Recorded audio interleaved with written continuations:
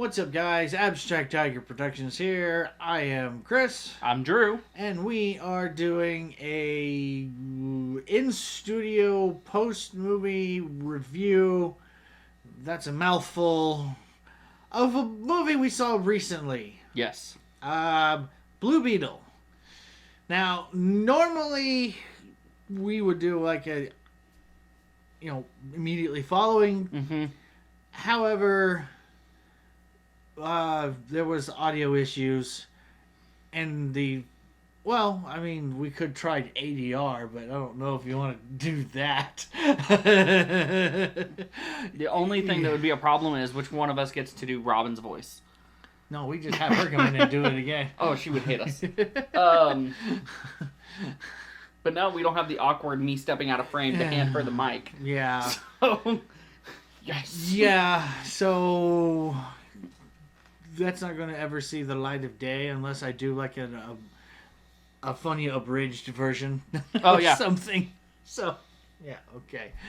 I don't think I'll do that. Oh, where we dub funny voices over the video we actually shot? Yeah, those bad lip syncing videos. Yeah, oh my god. That would not work because my mouth does not move in the direction of the words that are coming out. I over-enunciate. Yeah, well, so we're here in studio with equipment that does work. We hope. Testing. Yes, it does work. So, okay. You went first last time, so go ahead. Yeah, I'm just gonna have a little caveat. It has been a couple of days since we saw it. Mm-hmm. 3 days, 4 days. Almost, well, 2. 2 days. 2 days. Yeah, 2 days. Oh, wait. For some reason, I was thinking it was a Saturday. No, we saw it on... No, because I was just like... I wanted to go see it on Saturday, but then I decided against it. So we can do a review of it. And also because of my work schedule. Yes. Would have been too complicated. Yeah. Though I could have went to go see Gran Turismo. I want to see that. That looks so good. Oh. I was tempted to go see it today, during the day. But then I remembered, wait, I have to be a dad, and Aiden is being homeschooled. This will not work. But I was like looking at tickets. I was like, is any movie theater around here open during the day? No, not during the school year. No. This is school year time, so no. The only time it's open is on weekends. So otherwise, it's like post 4 o'clock or something like that.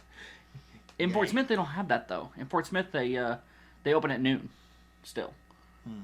The Malco and the AMC both open at noon. But here in Van Buren, I guess because the proximity to the school, I guess because it's between a freshman academy, which just 9th graders, and the high school. Yeah, they don't want kids the skipping freshman academy school to go watch a movie. I think that's exactly what they exactly. like. So Chamber of Commerce was like, "Hey, we'll let you build, but here's the one stipulation." And I'm like, "Monday's Labor Day." Yes, Monday is Labor Day. And I'm off. Today is Labor Day. I'm sorry. Technically dating the video, but considering when Ahsoka came out, I think we'll be okay. That's fine. Anyways, that has really... I mean, it's Blue Beetle's here. It's over here. So, yes. Let's... Yeah, okay. You brought up Gran Turismo. I know, but, could have just ended there. But yeah, well, have you met me? No. What are you doing at my house, you stranger? You are a hitchhiker. I'm Invader. Anyway. Anyways. Oh, I was thinking, what are you doing at my house, stranger? Yeah. Okay. About the Blue Beetle. I liked the movie. I liked it. Mm-hmm. And after having a couple of days to mull it over and think about it and whatnot, I may have had some changes to my initial knee-jerk reaction whenever I watched it. Okay. I still think the music was fantastic. The fight choreography was great. The CG was pretty good, decent, really decent. I like the way they represented his abilities because it all reminds me of everything that pretty much he did within like the run of Young Justice. Mm-hmm. And from what I know, all of that was fantastic. The practical suit that he wore was great looking. Mm-hmm.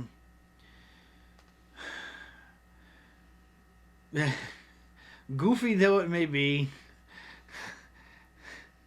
the Beetle ship, The bug. the bug was great. Mm-hmm. Being driven by Uncle Rudy, which Rudy. was Yes. George Lopez's character, which we discussed. He had a mullet on both sides of his head. Yes.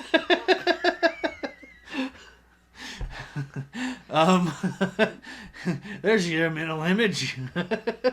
You'll understand. Yes, if you watch the movie. Watch the movie, you will understand. He like takes Billy Ray Cyrus and just multiplies it by 10. Yeah, pretty much. It's so weird. But the character he plays, it fits perfectly. Only George Lopez could have pulled that off. I will say that. Yeah. Like, out of all the Hispanic comedian uncle characters there could have been, I think George Lopez is the only one that could have pulled off that particular look. Yeah. Because it was like a Hawaiian shirt with like a tactical vest, cargo shorts, boots. Combat boots. Yeah, combat boots. Well, it looked like war boots that were like really high though. Yeah. Like Doc Martens or something. And then the facial hair that comes down to like his mid-torso. Just... Only George Lopez could pull that off. And when I saw it in the trailer, I was like, this looks so freaking dumb. But... And I still think that, but in a good way. Back to your thoughts. Sorry. Yes. And the way the story and the plot line flowed was very natural. The beats were very, it didn't feel like anything was forced. I disagree with you on one part. Okay. You know which part I'm talking about. If you remember when we did this the first time. No, I don't. Well, then you'll have in to... a moment I'll elaborate. Okay. Now Yeah. I remember. Okay, the romantic relationship that could have been... Okay. But then I equated it to, people who go through a war zone together. Right. Have a special bond because... I also liked... Carafax was his name, from what I remember. I may not Lieutenant Carafax, yeah. Yeah, Carafax. And there's something I didn't mention before, which I think I will now. Ignacio was this first, I think. Ignacio, yeah. But something I mentioned before, if you change a few words, it almost sounds like Carapace, which is a shell. Yeah. And for those, if you haven't seen the movie, you will understand if you think about it. For those of you who have seen it, you'll probably I can see that. Because we had Blue Beetle, which was like the foundation for OMAC. Mm-hmm. And, that's just... One-man armed combatant. Is that what that stood for? Something like that. Yeah. The exposition to the OMAC system was told through a commercial told in the movie. And so it's like, you too can be your own army. And it's like... Yes. Why? One-man army... Yeah, I think it's one-man armed combatant or something like that. Something of that nature. I'll put it somewhere here. So Probably right over my face. That's Kevin Head. Hey, I haven't Kevin headed in a minute. Granted, this is what, our second video in 4 months? Progress. We're about due. Though if you've watched our visions, there's a couple Kevin Heads. Yeah. And a board pork. I've been watching a lot of Star Trek, so when you said that, I immediately started thinking of the Borg. It's yes. Yes. It's But that's what the I'm porg saying. that's been borged. Yes, I get that. But when I heard you say it, it took me a second to realize you actually said the word Borg. Oh. I thought you said bored porg. Like just I'm nothing to do. bored. Yeah, exactly. Okay, no. The Picard meme. Okay. Let's see. So your initial rating. Yeah, initial rating at the end, I would have given it a 7.5. Mm-hmm. I think I may up it to 8. Ooh. Okay. Just to an 8, because there was one character that just really stole the show. Stole the whole movie, including my wife's heart and soul. One line, and she's like, "That is my favorite character in the whole movie. Don't tell me anything else." It started, and then it's Nana. Nana. So, basically, Jaime's abuela. Yes. Yeah. My name's Jamie, not Jaime. Thud. Yes. And she started out as just your typical, stereotypical grandma, just kind of like a little oblivious to what's going around her, but all of a sudden in the third act, there's this dark side that just all of a sudden shows up, and if you want to see that, go see the movie. And I have going to probably say that several times. Please go see this movie. It's a fantastic movie. And I made the I think it's a meme now. Fast and Furious, it's about family, Yeah. It really is. Oh yeah, absolutely. And there is heart tuggy pulley. Yes. Sad moment. So much hero's journey. Something has to happen. It's it's a good origin story, and yes, I had to admit am doing it again on camera that I got weepy eyed. Yep. In the theater when a certain scene happened, and it's just like, God gummit, movie, why? You didn't see the character's fate. You saw it on everyone else's face, which I thought was a really smart directing move. Yes. You heard the stereotypical, flatline. Mm-hmm. Yeah. I'm not sure which part you were talking about because okay. I didn't ask you right there when we did the first reaction. Yeah. Because we were outside and, it was late. And trucks driving by. U-Haul was just sitting there staring at us for the whole time. I don't think anybody was in that. I think well, they pulled in, but I never saw anyone get out. Oh. So either they climbed in the back of the U-Haul like a RV, or they were just sitting there waiting for us to finish so they can get out and go to the hotel. Oh, well. We weren't filming in their direction, so it wouldn't have mattered. No, but then as we were pulling out, my wife was like, "You do realize there was a cop sitting right across the street staring at us this whole time, right?" That's fine. And I was like, "Yeah, I saw him whenever I pulled illegal. No. I mean, he would have been very welcome to come and say, and hey, what I would have asked him, have you seen the movie? You want to be in our review? I would have done that. He just starts talking like this because he can't show any logos.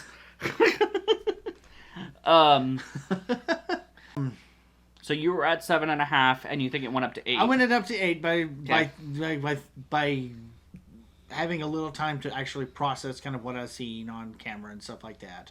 I liked the callbacks to the original Ted Kord and Dan Garrett. Mm-hmm. And I like what they did with Carafax's character. Yes. And I'm not going to, like I said, spoilers are over. Yeah. Go see it. If you have seen it, you know what we're talking about. You know what we're talking about. I really liked the way he was handled. Because it was, we were basically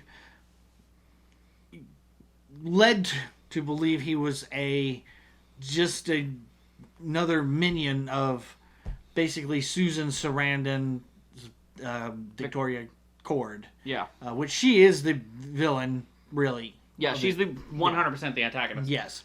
So and he was made to look like a just a minion that whatever, but Yeah, the overpowered henchman.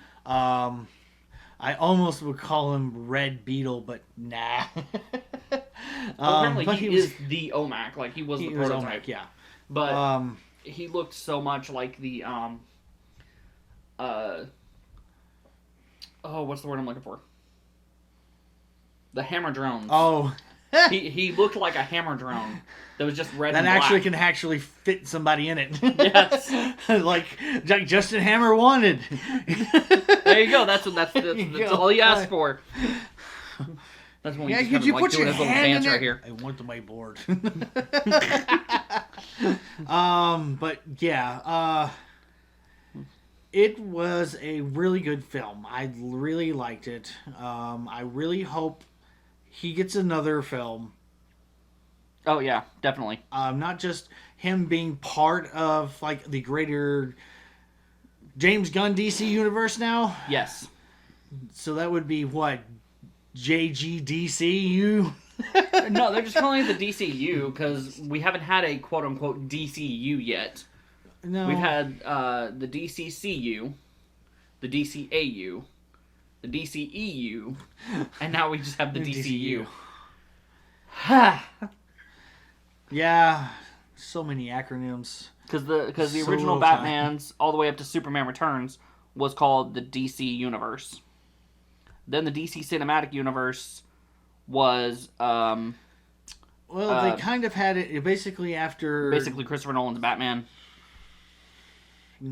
The DCAU? No, the DCCU. Oh, okay. The DC Cinematic Universe. Okay, yeah, okay. Yeah. Then the DCAU is all the animated movies up until... Well, the end of... if you really want to do it, it ended... it started with the Flashpoint animated movie, and it ended... And it covered the New 52 series. Yeah, Justice League Apocalypse War. Yeah, Justice League Dark Apocalypse War. Yeah.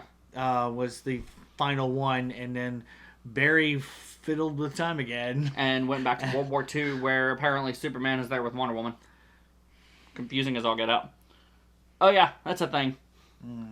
It's Justice League 2 World at War or something like that. I saw that. I don't remember Superman being in that. He was the reporter that okay. Barry and Wonder Woman both ran into. Okay. Because I remember Barry, Jake Jay, Garrick. Yeah, Jay. Hawk Girl. Hawkman? Was he in that? Hawkman was not in it. Okay. Our Man. Okay. Because it's basically Justice Society plus Superman. Okay, yeah. You know what I would really like? Because I liked his character, Wildcat. Oh, yeah, I love Wildcat. The guy, yeah. For those of you, well, you look him up. Ted Grant? I don't know what his actual name is, but Ted.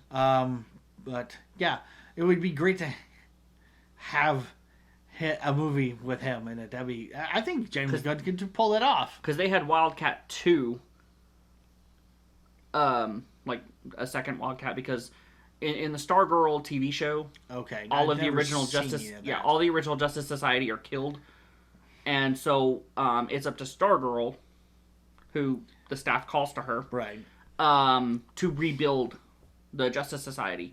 So she makes her own Hour Man. She picks her own Wildcat. Okay. And so Wildcat 2 is a big prominent figure in that. Black Canary, Dr. Midnight. Yeah. Sandman. Season 2 actually has... Season 2 or Season 3? It's all getting jumbled up in my brain. But has its own Green Lantern. Ooh. And... Alan Scott? Well, it has to be Alan Scott if it's... No. It's the... Jessica... It's Green Lantern's daughter. Green Lantern dies. The ring passes to her. And she actually carries around like the big handheld lantern. But it's not Alan Scott. It's a different iteration of Green Lantern, and it's the one that has the eye, the monocle. Jessica Ruiz or something like that. I don't know that. I can't remember off the top of my head. But there's too many Green Lanterns from Earth. there especially now that The Guardians of Oa has said that because Earth is such a volatile planet in the Yeah. comics, have more that you than can have more than one defending it. One will actually stay Earthbound, and one will And that would be Guy circumnavigate. Gardner because he's The least favorite of Yes, everybody. Yes. Uh, Anyways, that has nothing really to do with Blue Kyle Beetle. Rayner. Okay, Kyle Rayner. I liked him. He was good. Yeah, but Kyle Rayner would be the one that gets left behind because he's essentially the Superman style Boy Scout. He's like evil bad. Okay, sure. Anyways, without getting into spoiler territory, which is Again? very easily can do, I think I'm just gonna leave it there unless something else comes to my mind. Okay. There is 2 1.5. 1.5 post. You don't technically have to watch the one at the the very, one very at the end. very end is just like, oh, That's what I sat here for. that's never mind. But it's a good callback to something that happens in the movie, and it's kind of funny. And if you are a member of that culture and you have possible subtitles, if you're not, it probably would make a lot more sense. But I mean, you didn't really have to. You just watched on the screen what was going on. Okay, I see. Okay. right, but the dialogue would have come in handy. Yeah, true, but I don't have that brain that I could just be like, okay, that's Spanish. I can hear it now. But the second one, or the first one, I should say, which is like the Whoa. mid credits, was okay, that's neat, cool. And I remember when they were filming this movie, the speculation about a certain actor playing a certain character. The character is supposedly deceased. The painting inside the house looks like that character, but the voice... Oops, bumpers. Yeah.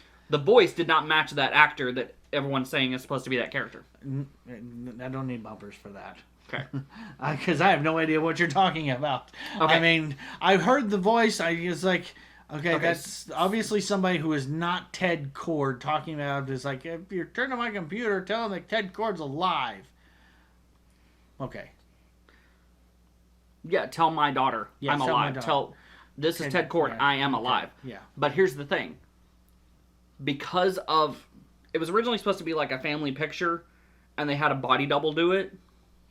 And so that started a big speculation that... I just lost his name. Oh my gosh. Nathan Fillion. No. Ted Lasso. What's his name? Nathan Fillion. No, No. I don't know.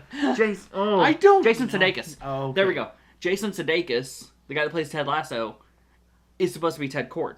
When you see the painting in the bedroom, remember when she's saying my mother painted it, and it's a painting of the family? Okay. It's a very abstract version, but you can kind of make out. That looks like Jason Sudeikis. I did not catch that, but then again, But the voice didn't match. So now I'm very confused.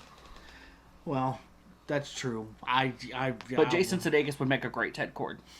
And a lot of people are saying that if Jason Sudeikis is Ted Kord, then Paul Rudd, Ant-Man, Paul Rudd has to be Booster Gold. And I'm like, I could think of so many different people that would be Booster Gold. I think Nathan Fillion would be a good Booster Gold, but he's too old. No offense, Mr. Fillion. I used to think but Nathan Fillion would play a great Green Lantern. Yes, he would have been a great Hal Jordan. Or, well, after seeing him as TDK. Drake. Well, I was going to say, after seeing him as TDK in the James Gunn Suicide Squad, I think he'd be a really good Guy Gardner. Just dye his hair red. Because that cockiness. Did you ever watch Dr. Horrible's sing-along blog? No, I have not. Okay. Neil Patrick Harris, Felicia Day, and Nathan Fillion. Okay. It's a musical. It was a vlog. It's like 43 minutes on YouTube, and it would do weekly releases of parts. And now you can watch the whole thing all together. Carrot Top would be a great Guy Gardner. As buff as he is now, yes, I could totally see that. But no. But there was a time when I thought Nathan Fillion would be a really good Guy Gardner, Green Lantern, possibly Hal Jordan Green Lantern. Yeah. Following in the footsteps of Ryan Reynolds, the comedy, playful jerk I mean, kind he of thing. did voice the animated Hal Jordan Oh, yeah. several times. In the DCAU. Yeah. which is what we were talking about. Right. Justice League, it's either War or Doom specifically are the ones that is the one in my head. But Nathan Fillion, I think, in this new iteration of the DC universe, based on the characters that have already been announced to possibly show up, I think Nathan Fillion would make a really, really good bad guy. Okay. Like, possibly a... Music Man. No. Possibly a... Maxwell Lord. Or a Terrence Powers. We got Maxwell Lord, didn't we? In Wonder Woman 1984, didn't we? Yes, that was Pedro Pascal. Pedro Pascal, that's what I was thinking. Yeah. Okay. Yeah, that was an interesting take on Maxwell Lord. Yeah. I don't know. But bear with me. Mixie-Spidlick. Nathan Fillion as Mixie-Spidlick. Mixie-Spidlick. I don't know. I think he's got the right comedy sensibility, and he's him being such good friends with James Gunn. In Guardians of the Galaxy 3, the costume they put him in, you know that he's got a good sense of humor. He's like, yeah, I'll do it. He's kind of dumb. Yeah, I've got one of those. But anyways, moving on from that, sidetrackness again. So now I need to give my thoughts, right? As brief as... Yeah, sure. Wow. I mean, hey. Call me out. A little countdown timer. 60 seconds. Go. No, just kidding. I can't Ace Ventura, sorry. Okay, so I really enjoyed the film. The director did a very good job with what he was given. I was very much apprehensive about the fact that it was another HBO Max specific film. They got put to theatrical, and especially after the dailies for Batgirl started getting released, they canceled it, but they kept Blue Beetle. That kind of made me a little apprehensive. I saw the first trailer, and We saw the first trailer. We saw the first trailer. Apologies. Stop the timer. Checkmate. I win. No, just kidding. Okay. We saw the first trailer, and I was immediately interested, especially when we both geeked out over the fact that they went into the Beetle Den, the whatever they call it, and we saw the classic Ted Kord costume. Yes. And then in the film they name dropped Dan Garrett, which I thought was incredible. Yeah. Because that's a deep cut if you don't. Yeah. Because they don't talk about Dan Garrett in the comics, not the comics, the cartoons as much. Yeah. It's all Ted Kord or Jaime. Yeah. And I said when we watched the trailer that my first introduction to the Jaime Reyes version of the character was Smallville. And it was a one-episode thing. It was there to introduce Booster Gold. They had Blue Beetle in the same episode. And then they were both poof, gone. Okay. Didn't really, do anything. No. The transformation, I thought, was incredible. It's a little bit in the trailer. Funny too, because it made it like a horror. Yeah, the first transformation was like a horror film. It was Yeah, he was screaming the whole time. Yeah. His clothes were burning off.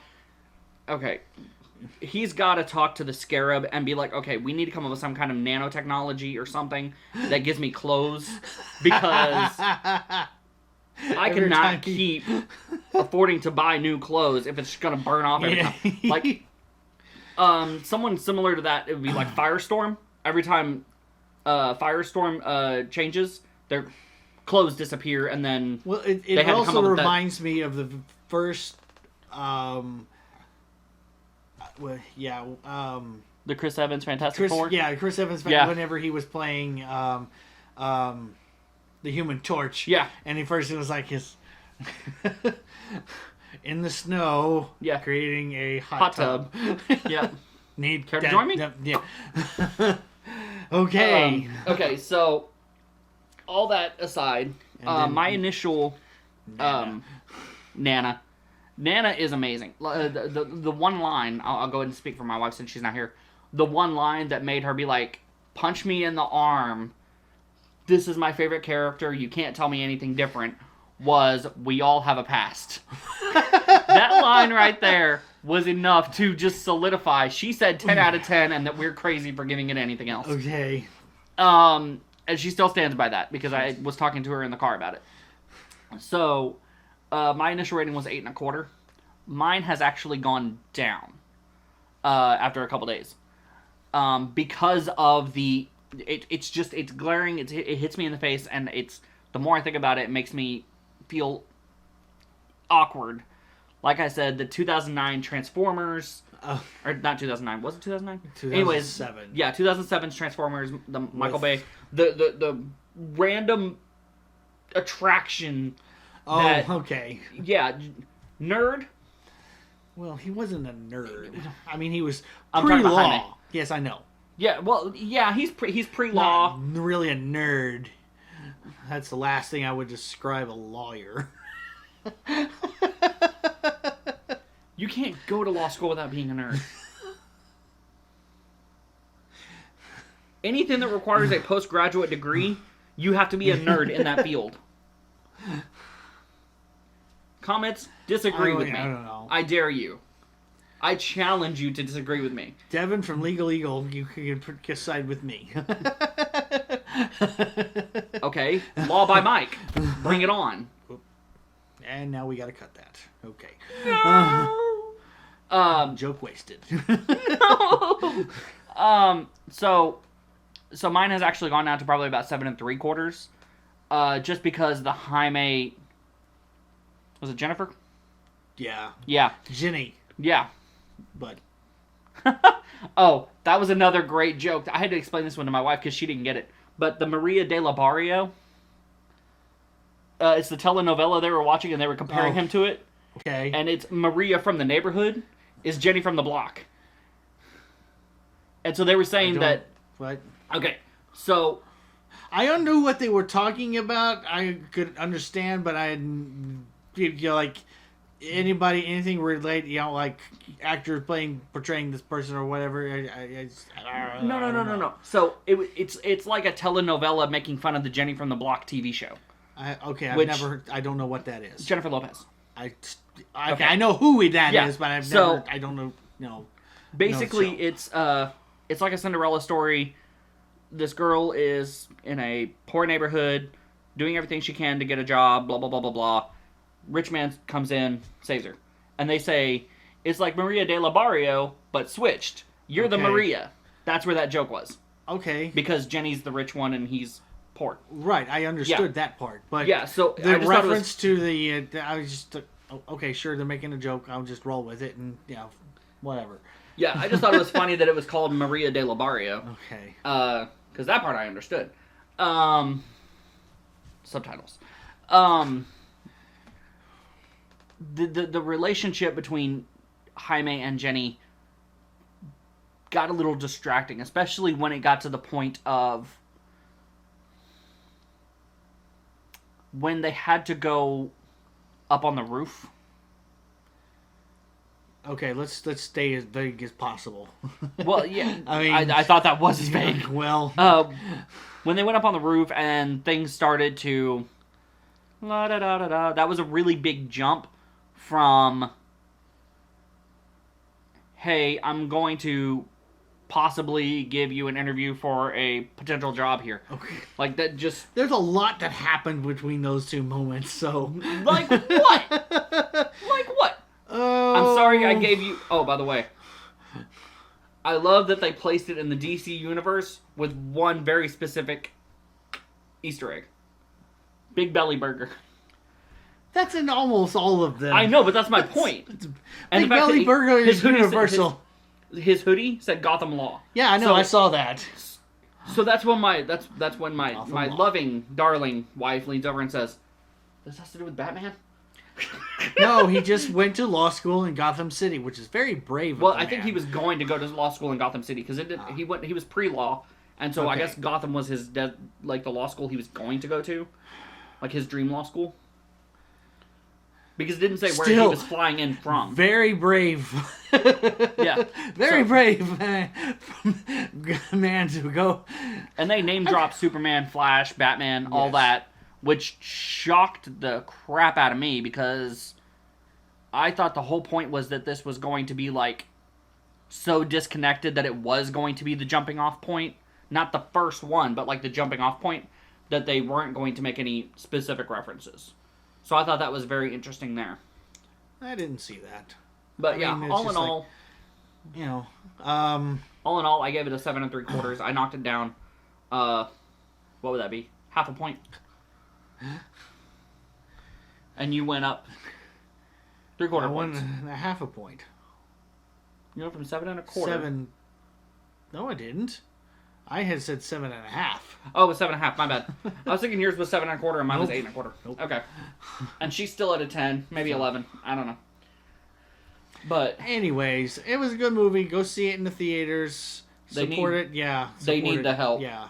they just, I mean, as of today, they just crossed 100 million domestically, which is Yeah. not helping the budget.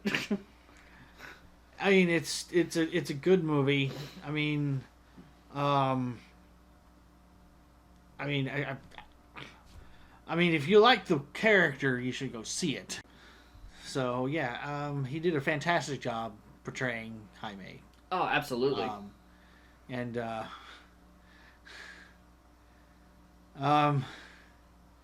you had made mention in our first reaction that George Lopez seemed to, you could tell in, when Oh, we were yeah. watching, he was having a ton of fun. And then we made mention of Shark Boy and Lava Girl. Mr. Electricidad. Yes. I'm like, okay, yeah. So I think that's, I don't really have much else other than go see it. Yeah. I mean, it's way better than you would anticipate, I guess. I mean, Oh, absolutely. yeah.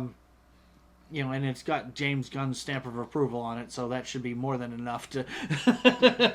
Which again is just mind blowing. Yeah. Though, Like the CEO of Warner Brothers Discovery, or before it was Warner Brothers Discovery, it was just he was the CEO of Discovery, and he bought Warner Brothers completely outright. yeah. Which is just wild that Discovery Channel had that much money. That he just walked in and was like, "I'm going to make you guys an offer, and you can't say no." Yeah, he just walks up to AT&T and be like, "Hey, I'm going to make you an offer, and there's no way you could say no because it's just it's too good." And within so when the Fox Disney merger happened, it took 18 months. This took 6. This was fast tracked because it passed all the legal requirements and all that kind of stuff. So it was nuts how fast this happened. But he was like, "All right, let me see the 3 things that you're working on. All right, Flash, keep it. Ezra the thing. Okay, we're gonna talk about that later. Ezra's a thing. Yeah. He's like, we'll talk about that later. Well, now he's stuffed in the Schumacher universe. Yeah, Batgirl, and Blue Beetle. That's actually interesting. Let's go ahead and pull that off of streaming, where people could watch it for $12.99 a month. Yeah. And put it in theaters where, in its second week of release, it just passed 100 million. So I'm glad that it was put in theaters. I'm not thrilled with the fact that it hasn't made money for as good as it is. Right. Because the last 3 DC movies that have come out have been lackluster. Flash notwithstanding, but nobody went to go see that just because of. Well, I was saying the generalized nobody. Yeah, because I don't know. Some people can. I mean, yes, Ezra Miller, he went off the deep end and whatnot, but there comes a point where you have to separate the character from the actor. Right. So, I mean, it was a little weird take on the Flash, but I liked kind of what was done with it. And now like I said, he's stuck in the Schumacher universe. Yeah, basically. If we only seen a Bane cameo. The Schumacher Bane, not not the other Bane. Okay, I was like, not the good Bane. the good Bane, Tom Hardy. The Schumacher Bane, they just really did nothing with that character other than the fact that he juices himself with the venom. Yeah, that's it. They made him dumb. In which he's actually very, very intelligent. He's incredibly intelligent. And the thing that people don't realize is that he doesn't need the venom. He's addicted to the venom, but he doesn't need the venom. He's already huge. So so imagine Tom Hardy is Bane without the venom. And he still broke the bat's back. It wasn't done with as good of a flourish because it wanted to be realistic. Yeah, of course. But Bane, when he's... Because Bane is already, like... So Batman is approximately 6'3"? 6'2", 6'3"? Somewhere. Including ears, depending on which ears you're talking about. 7'2". and Bane is... He towers over him even without the venom. And so when you have that height comparison, that's where the hulking Bane, for lack of a better term, venomed Bane. Well, I'm saying that he hulks over him, like his mass, his sheer mass. Basically, without venom, one of Bane's biceps is essentially the size of Batman's torso. Like, he's huge. He's massive. Yeah.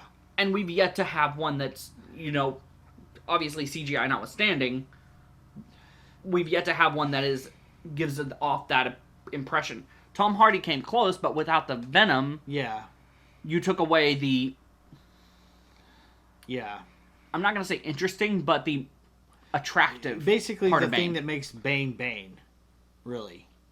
Well, in the comics, he doesn't use he doesn't use the venom unless it's the last resort, because he's so tactically smart and proficient with martial arts. But that is still his thing. He uses the venom to, But anyways, I think we should end this before we go too deep into another rabbit hole.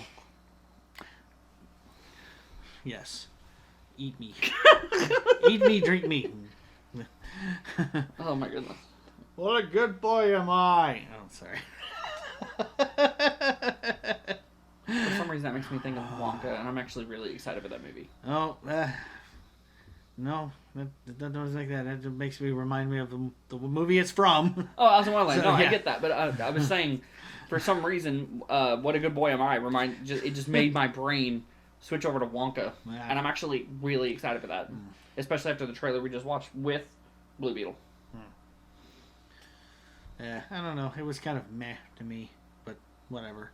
Though Hugh Laurie as the Oompa Loompa was hilarious. Like, what the heck? That is the most intelligent sounding Oompa Loompa ever. Wrong Hugh. Hugh Laurie's Grant. house. Sorry. Yeah, Hugh Laurie's house. Sorry. Now that would have been interesting. Oh boy. Because he's also a song and dance man. But yeah, Hugh Grant as the Oompa Loompa for sure. Especially after his performance in Dungeons and Dragons. I think that this is the Hugh Grant is just over the rom-coms, and he's just doing whatever he can to have fun. Yes. Because he was also in... Bridget Jones' Diary 1 to 2000. 1 to 2000. So. I was going to say, he was just in The Gentleman... Guy Ritchie's The Gentleman, and with Charlie Hunnam, Matthew McConaughey, Colin Farrell. It was a stacked cast. And then he also is in a movie with Jason Statham that just came out this year called Operation Fortune. Okay. Where he plays like the villain pulling the strings.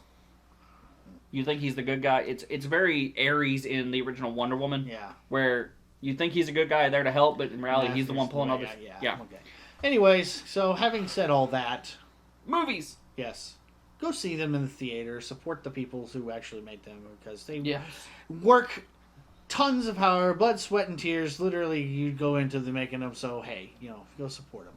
And we will see you guys next time. So bye-bye and be blessed, everyone.